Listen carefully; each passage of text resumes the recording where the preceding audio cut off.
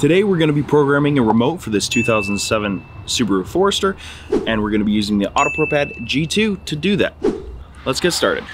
So now that we've got the Bluetooth adapter plugged into the OBD2 port, now we're going to select immobilization. We're going to agree to the terms and conditions. We're going to scroll down to Subaru. All right, and we're going to select remote and checked on the AutoProPAD website, and this is a type 2. So we're going to connect. We're going to switch it on. Okay. All right, now we're going to input the code, and you can find the code on CLK keys. It's included on a little tag, so we're going to input that code.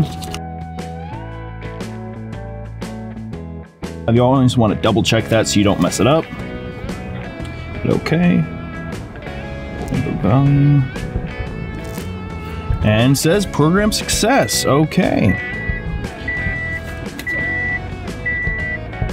So we're going to back out of the system. We can turn this off at this point. Pull the key, and let's give it a test. So it unlocks, and it locks. We are good. All right, and with that, we are all good. We got the remote programmed. AutoProPAD made that a breeze. So just again, AutoProPAD, if you're looking for a good programmer, it's gonna be a good ticket for you. All right, so that was actually pretty simple. AutoProPAD made that go.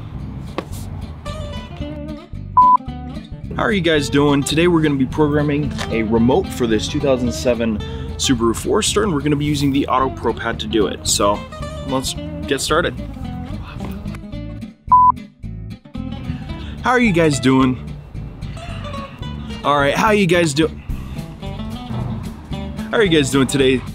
Hey, before you go, I want to make sure that you know to include the hashtag Lockboss when you comment on our videos, and you automatically get hooked up to win free stuff that we give away each and every week. Tune in live here on Tuesdays at 4 p.m. Pacific Standard Time and find out who the lucky winners are.